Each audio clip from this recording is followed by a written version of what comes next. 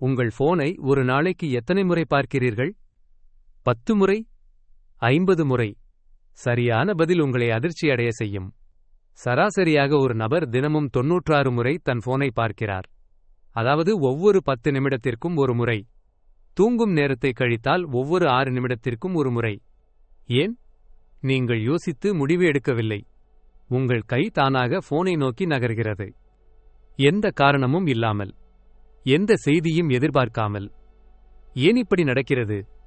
உங்களுக்கு தெரியாது, ஆனால் உங்கள் மூளைக்கு தெரியும். இந்த வீடியோவில் உங்கள் வாழ்க்கையை ரகசியமாக கட்டுப்படுத்தும் ஒரு ரசாயனத்தை பற்றி பேசப்போகிறோம். இது உங்களை போனில் அடிமையாக்குகிறது. இது உங்களை சர்க்கரை சாப்பிட வைக்கிறது. இது உங்களை இன்ஸ்டாகிராம் ரீல்ஸ் பார்க்க வைக்கிறது இரவு 2 மணி வரை. இது உங்களை ஒரு புதிய சட்டை வாங்க செய்கிறது, ஆனால் ஒரு வாரத்தில் அந்த சந்தோஷம் மறைய செய்கிறது. இது உங்கள் வாழ்க்கையின் ஒவ்வொரு முடிவையும் கட்டுப்படுத்துகிறது. இதன் பெயர் டோபமின். இந்த வீடியோ முடியும் நேரத்தில் டோபமின் உங்களுக்குள் எப்படி வேலை செய்கிறது என்று புரிந்துகொள்வீர்கள். மற்றும் அதை எப்படி உங்கள் கட்டுப்பாட்டுக்குள் கொண்டு வருவது என்றும் தெரிந்து கொள்வீர்கள். சரி, டோபமின் என்றால் என்ன? பலர் நினைக்கிறார்கள் டோபமின் என்பது சந்தோஷ ரசாயனம். இது மிகப்பெரிய தவறான கருத்து. உலகம் முழுவதும் பரவிய ஒரு பொய். டோபமின் உங்களுக்கு சந்தோஷத்தை தராது. டோபமின் உங்களுக்கு ஆசையை தருகிறது. இரண்டும் வெவ்வேறு. வித்தியாசம் என்ன? உங்களுக்கு ஒரு கேக் கிடைத்தது. நீங்கள் அதை சாப்பிடுவதற்கு முன்பு அந்த கேக்கை பார்க்கும்போது உங்கள் மூளையில் டோபமின் உற்பத்தியாகிறது. உங்கள் வாய்நீர் ஊறுகிறது. உங்கள் இதயம் வேகமாக அடிக்கிறது. நீங்கள் எதிர்பார்ப்பில் மிதக்கிறீர்கள். ஆனால் நீங்கள் கேக்கை சாப்பிட்ட பிறகு டோபமின் குறைகிறது. சந்தோஷம் சில நிமிடங்களில் மறையத் தொடங்குகிறது. ஏன் இப்படி? ஏனெனில் டோபமின் வேலை முடிந்துவிட்டது. டோபமினின் வேலை உங்களை செயல்பட வைப்பது. சாப்பிடுவதற்கு முன்பே மூளை பரிசை கொடுத்து விடுகிறது. இது ஒரு மாயவித்தை. சாப்பிடும் முன்பு மகிழ்ச்சி, சாப்பிட்ட பிறகு வெறுமை. ஸ்வீடிஷ் விஞ்ஞானி ஆர்விட் கார்ல்சன் 1950களில் இதை கண்டுபிடித்தார். இது மிகப்பெரிய கண்டுபிடிப்பு. இதற்காக அவருக்கு 2000ஆம் ஆண்டு நோபல் பரிசு கிடைத்தது. அவர் என்ன கண்டுபிடித்தார் என்று தெரியுமா? டோபமின் வெறும் ஒரு ரசாயனம் அல்ல. இது உங்கள் மூளையின் மிக முக்கியமான நரம்புச் செய்தி கடத்தி. எதை செய்ய வேண்டும், எதை செய்யக்கூடாது என்று முடிவெடுக்கும் அமைப்பு. உங்கள் மூளையில் சுமார் 50,000 டோபமின் உற்பத்தி செய்யும் நியூரான்கள் இருக்கின்றன. இது பெரிய எண்ணிக்கை போல தெரிகிறது. ஆனால் உங்கள் மூளையின் மொத்த நியூரான்கள் 50 பில்லியன். அதாவது டோபமின் நியூரான்கள் 1% விட குறைவு. ஆனால் இந்த சிறிய 1% உங்கள் வாழ்க்கையின் ஒவ்வொரு முடிவையும் கட்டுப்படுத்துகிறது.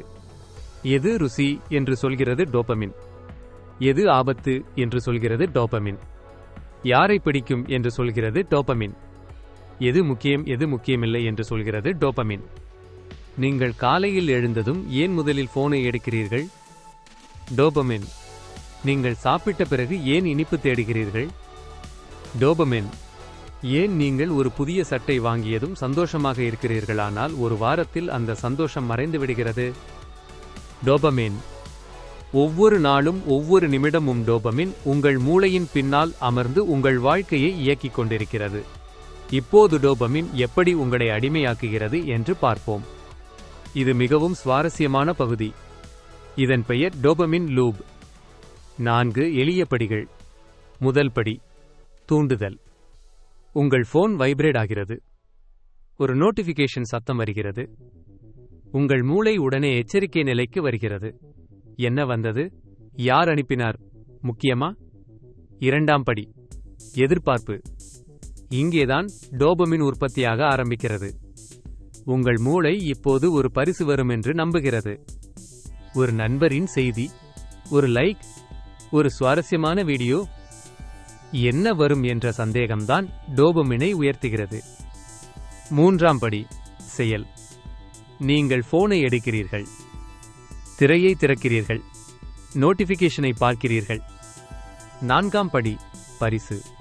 ஒரு சுவாரஸ்யமான செய்தி இருக்கலாம், அல்லது எதுவுமே முக்கியமாக இல்லாமல் இருக்கலாம். ஒரு ஸ்பாம் இமெயில், ஒரு செய்தி ஆஃப் அப்டேட், ஒன்றுமே இல்லை. இங்கேதான் மிகப்பெரிய ரகசியம் இருக்கிறது. இது மிகவும் முக்கியம். பரிசு எப்போதும் கிடைக்காது என்றால் டோபமின் அதிகமாக உற்பத்தியாகிறது. எப்போதும் கிடைத்தால் டோபமின் குறையும். ஒவ்வொரு முறையும் கிடைக்காதுவானால் எப்போதாவது கிடைக்குமென்றால் டோபமின் வெடிக்கும். இது சூதாட்டம் போல. ஒருவேளை ஜாக்பாட் கிடைக்கலாம், ஒருவேளை கிடைக்காது. இந்த சந்தேகம்தான் உங்களை மீண்டும் மீண்டும் இழுக்கிறது. இது உளவியலில் ஒரு பிரபலமான கொள்கை, மாறும் விகித வெகுமதி என்று பெயர். ஸ்லாட் மிஷின்களில் இதே தத்துவம், லாட்டரி டிக்கெட்களில் இதே தத்துவம், மற்றும் உங்கள் போனிலும் இதே தத்துவம். இன்ஸ்டாகிராம், டிக்டாக், யூடியூப் ஷார்ட்ஸ் இவையெல்லாம் இதே கொள்கையின் அடிப்படையில் வடிவமைக்கப்பட்டவை. நீங்கள் ஸ்க்ரோல் செய்கிறீர்கள், ஒரு வீடியோ சுவாரஸ்யமாக இருக்கும், அடுத்த 5 வீடியோக்கள் சுவாரஸ்யமாக இருக்காது. ஆனால் 6வது வீடியோ மிகவும் சுவாரஸ்யமாக இருக்கலாம். இந்த நம்பிக்கைதான் உங்களை 2 மணி நேரம் ஸ்க்ரோல் செய்ய வைக்கிறது. நீங்கள் நிறுத்த நினைக்கிறீர்கள், ஆனால் உங்கள் விரல்கள் நிறுத்துவதில்லை. ஏனென்றால் முடிவு எடுப்பது நீங்கள் அல்ல, முடிவு எடுப்பது டோபமின். ஸ்டான்போர்ட் பல்கலைக்கழகத்தின் பேராசிரியர் ஆனா லெம்கே இதை ஆய்வு செய்தார். அவர் டோபமின் நேஷன் என்ற புத்தகத்தில் ஒரு ஆச்சரியமான உண்மையை எழுதினார். ஒரு நவீன மனிதன், ஒரு நாளில் 8000 வருடங்களுக்கு முன்பு வாழ்ந்த ஒரு மனிதன் வாழ்நாள் முழுவதும் பெற்றதை விட அதிக டோபமின் தூண்டுதல்களை பெறுகிறான். நிறுத்தி யோசியுங்கள், 8000 வருடங்கள் வாழ்க்கை முழுவதும் பெற்ற டோபமின் நாம் ஒரே நாளில் பெறுகிறோம். நம் மூளை இதற்கு தயாராக இல்லை. நம் மூளை ஒரு பழைய கணினி, 8000 வருடங்களுக்கு முன்பு வடிவமைக்கப்பட்ட ஒரு கணினி. அப்போது ஒரு நல்ல பழம் கிடைத்தால் டோபமின், ஒரு வேட்டை வெற்றியாக இருந்தால் டோபமின், ஒரு பாதுகாப்பான இடம் கிடைத்தால் டோபமின். இது வாரத்தில் 1 அல்லது 2 முறை. ஆனால் இப்போது ஒரு இன்ஸ்டாகிராம் லைக் டோபமின், ஒரு யூடியூப் நோட்டிஃபிகேஷன் டோபமின், ஒரு வாட்ஸ்அப் செய்தி டோபமின், ஒரு புதிய இமெயில் டோபமின், ஒரு ஷாப்பிங் டெலிவரி டோபமின், ஒரு கேமில் ஜெயிப்பு டோபமின். ஒவ்வொரு நிமிடமும் ஒரு புதிய டோபமின். உங்கள் மூளை குழம்பிப் போகிறது. இது மிக முக்கிய விளைவுகளை ஏற்படுத்துகிறது. சாதாரண விஷயங்களில் சந்தோஷப்பட முடியாதவராக ஆக்குகிறது. ஒரு புத்தகம் படிப்பது போரடிக்கிறது. ஒரு நண்பரோடு உரையாடுவது கவனிக்க முடியாமல் போகிறது. வேலையில் 1 மணி நேரம் கவனம் செலுத்த முடியாமல் போகிறது.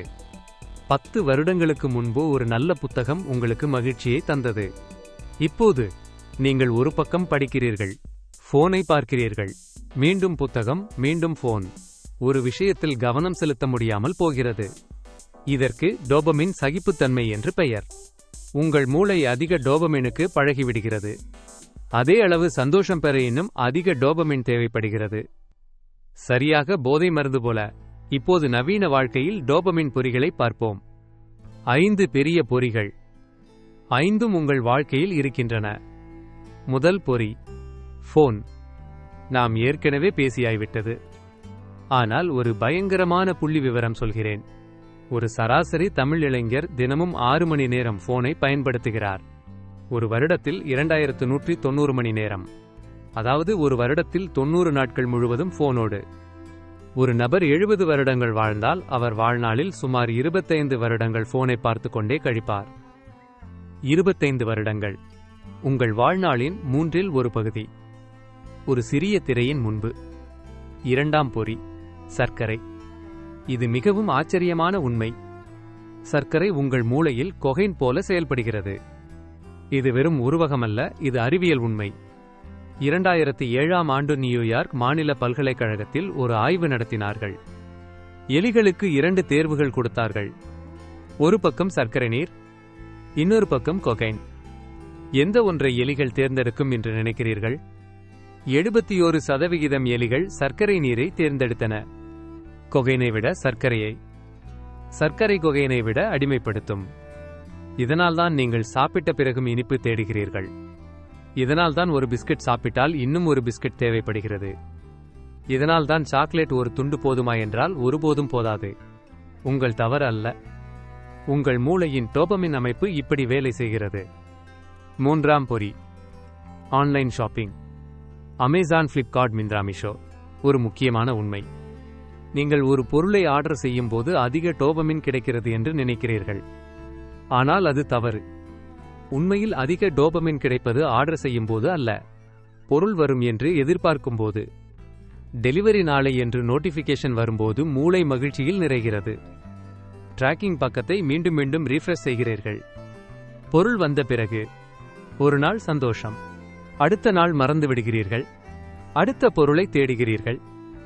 இதனால்தான் ஒவ்வொரு மாதமும் ஏதாவது ஒன்றை வாங்க வேண்டும் என்ற உணர்வு இருக்கிறது. நீங்கள் பொருளை விரும்பவில்லை, நீங்கள் எதிர்பார்ப்பை விரும்புகிறீர்கள். அது டோபமின். 4ஆம் பொறி, சமூக ஊடக ஒப்பீடு. இது மிகவும் ஆபத்தானது. நீங்கள் இன்ஸ்டாகிராமில் யாரோ ஒருவரின் வெளிநாட்டு வாலிபம் பார்க்கிறீர்கள், யாரோ ஒருவரின் புதிய கார் பார்க்கிறீர்கள், யாரோ ஒருவரின் சிறந்த உடல் அமைப்பை பார்க்கிறீர்கள். ஒரு நண்பர் திருமணமானார், மற்றொரு நண்பர் வெளிநாடு போனார், இன்னொரு நண்பர் புது வீடு வாங்கினார். உங்கள் மூளை இதை இயற்கையான ஒப்பீடாக எடுத்துக்கொள்கிறது. நீங்கள் பின் தங்கிவிட்டீர்கள் என்ற உணர்வு வருகிறது. ஆனால் உண்மை என்ன? அந்த நபர் தினமும் வெளிநாட்டில் இல்லை, ஒரு வாரம் மட்டும். அந்த காரை வாங்க அவர் பெரிய கடன் வாங்கினார். அந்த உடல் அமைப்புக்காக அவர் 2 வருடங்கள் போராடினார். நீங்கள் அவர்களின் சிறந்த நிமிடத்தை மட்டும் பார்க்கிறீர்கள், ஆனால் அவர்களின் மோசமான நாட்களை பார்ப்பதில்லை. உங்கள் முழு வாழ்க்கையை அவர்களின் சிறந்த தருணத்தோடு ஒப்பிடுகிறீர்கள். இது நியாயமான ஒப்பீடு அல்ல, ஆனால் உங்கள் மூளைக்கு அது தெரியாது. அது டோபமின் குறைவாக உற்பத்தி செய்கிறது. நீங்கள் சோகமாக உணர்கிறீர்கள். 5ஆம் பொறி, video games. PUBG, free fire, call of duty, Genshin Impact. இவை ஒவ்வொரு 2 நிமிடத்திற்கும் ஒரு சிறிய வெற்றியை தருகின்றன. ஒரு புது லெவல், ஒரு புது ஆயுதம், ஒரு புது ஸ்கின். ஒரு எதிரியை வீழ்த்தினீர்கள், ஒரு சிறிய டோபமின். ஒரு போட்டியில் வென்றீர்கள், ஒரு பெரிய டோபமின். உங்கள் மூளை தொடர்ந்து டோபமினில் நீந்துகிறது. 3 மணி நேரம் கடந்துவிடும், நீங்கள் அதை உணரமாட்டீர்கள். கேம் நிறுவனங்கள் இதை தெரிந்தே செய்கிறார்கள். ஒவ்வொரு 2 நிமிடத்திற்கும் ஒரு சிறிய வெகுமதி.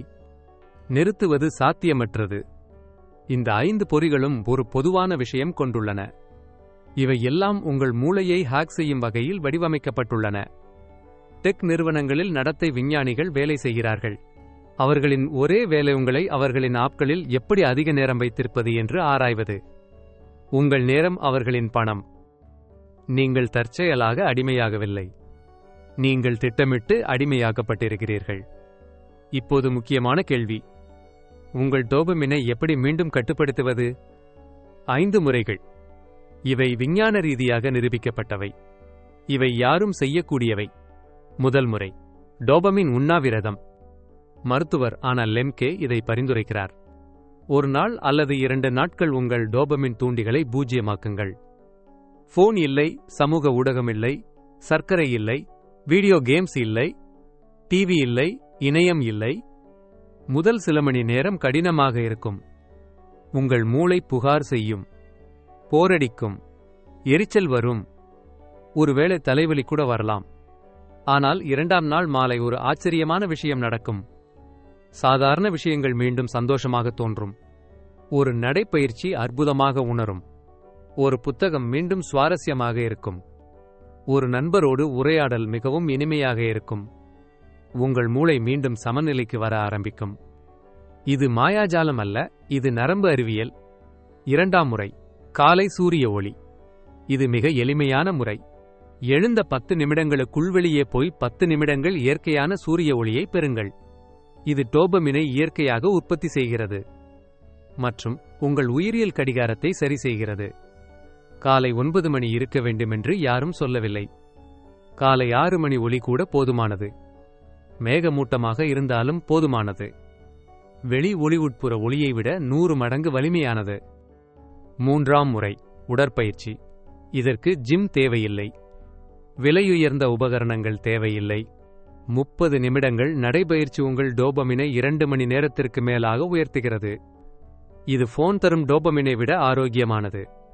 ஏனெனில் உடற்பயிற்சி டோபமின் மெதுவாக உயர்கிறது, மெதுவாக குறைகிறது. போன் டோபமின் வேகமாக உயர்கிறது, வேகமாக விழுகிறது. மெதுவான டோபமின் தரமானது. வேகமான டோபமின் அடிமைத்தனத்தை தருகிறது. உங்கள் வீட்டைச் சுற்றி 30 நிமிடம் நடந்தாலே போதும். தினமும் செய்யுங்கள். உங்கள் மூளை நன்றி சொல்லும். 4ஆம் முறை, கடினமான விஷயத்தை செய்யுங்கள். உங்கள் மூளை எளிதான டோபமினை எதிர்பார்க்கிறது. அதற்கு நேர்மாறாக செய்யுங்கள். ஒரு கடினமான புத்தகம் படியுங்கள். ஒரு புதிய மொழி கற்றுக்கொள்ளுங்கள். ஒரு புதிய திறமையை பயிலுங்கள். ஒரு குளிர் நீர் குளியல் எடுத்துக்கொள்ளுங்கள். ஆமாம், குளிர் நீர் குளியல் டோபமினை 2 மணி நேரத்திற்கு 2.5 மடங்கு உயர்த்துகிறது என்று ஆய்வுகள் காட்டுகின்றன. கடினமான வேலைகள் நீண்டகால டோபமினை தருகின்றன. அது தரமான டோபமின். எளிதான டோபமின் குறுகிய காலம்.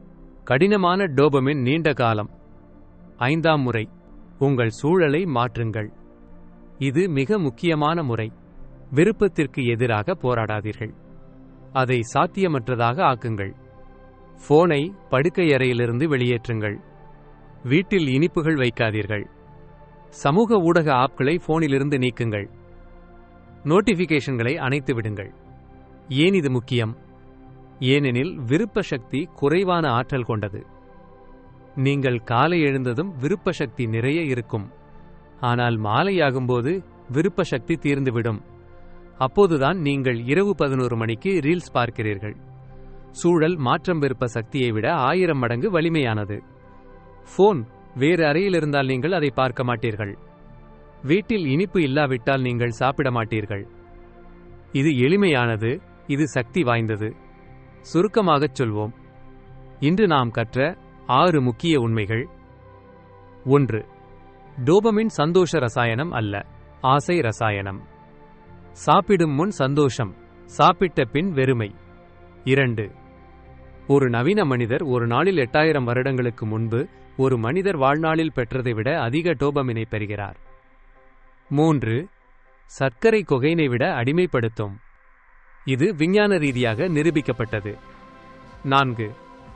டெக் நிறுவனங்கள் உங்களை திட்டமிட்டு அடிமையாக்குகின்றன. இது விபத்து அல்ல, இது வியாபாரம். 5. டோபமின் உண்ணாவிரதம், சூரிய ஒளி உடற்பயிற்சி, கடினமான வேலைகள், சூழல் மாற்றம். இவையே உங்கள் ஆயுதங்கள். 6. விருப்ப சக்தியை விட சூழல் 1000 மடங்கு வலிமையானது. போனை வேறு அறையில் வையுங்கள்.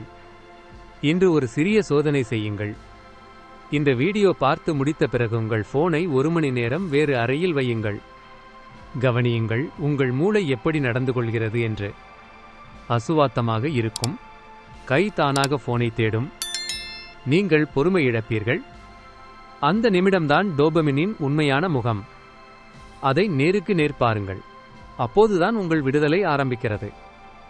இந்த வீடியோ பயனுள்ளதாக இருந்தால் சப்ஸ்கிரைப் செய்து பெல் ஐகானை அழுத்துங்கள். ஒவ்வொரு வாரமும் தெரியாத உண்மைகள் உங்களுக்காக காத்திருக்கிறது. அடுத்த எபிசோடில் மிகவும் சுவாரஸ்யமான ஒரு தலைப்பை பேசப்போகிறோம். இந்த வீடியோ கல்வி நோக்கத்திற்காக மட்டுமே. மருத்துவ ஆலோசனை அல்ல. மனநலம் அல்லது அடிமைத்தனம் தொடர்பான உண்மையான பிரச்சினைகளுக்கு தகுதி வாய்ந்த மருத்துவரை அணுகவும்.